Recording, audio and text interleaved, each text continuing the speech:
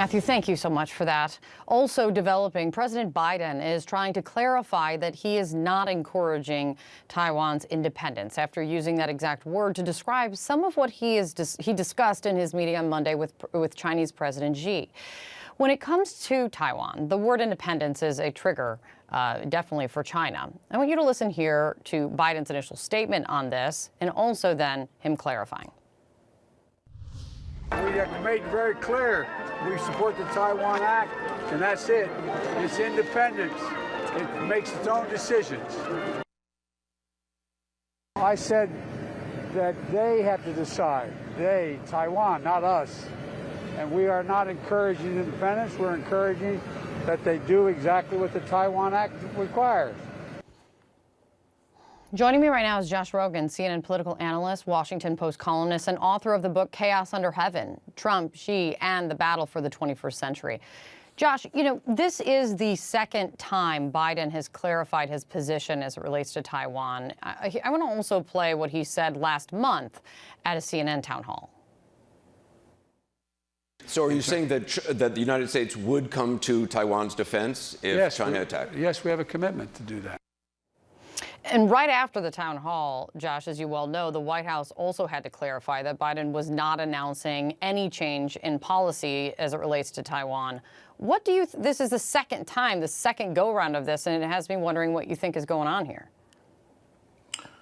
Well, it's clear that President Biden has very strong feelings about U.S. policy towards Taiwan that don't exactly match with our stated policy of 40 years, which is to encourage neither side to change the status quo. And, you know, if you know Joe Biden, you know that he says what he feels, and what he thinks is that Taiwan seems to be an independent country and it seems to be acting like a democracy. And that's not U.S. policy, but that is the reality that a lot of people see. And it gets at a sort of, besides cleaning up the mess of him misstating U.S. policy, the real issue here is, you know, what are we going to do about this country called Taiwan, which acts like a country, looks like a country, believes it's a country, but we don't recognize as a country. And as they come under increasing threat from Beijing, military threat, economic threat, political pressure, the U.S. policy seems untenable. It seems like we're going to have to decide sooner or later if we are really going to stand up for this country if they get attacked, if we are really going to come to Taiwan's defense. We have a policy of strategic ambiguity, but it doesn't seem to be holding out, and even Joe Biden doesn't seem to really believe in it. Yeah. You know, today we're also learning that the U.S. and China are agreeing to relax visa restrictions on journalists from both countries. This is according to officials. The agreement allows for longer stays for journalists in both countries. Beyond the exact details of the agreement, which are very important for you, me, and our all of our colleagues, do you see this as something of a signaling, I don't know, something more as it's coming right after the summit? Right, this is a test. I mean, I think both sides have an interest in having their journalists in the other country. Of course, as journalists, we have an interest in knowing what's going on inside of China. So this is something easy that they could agree on.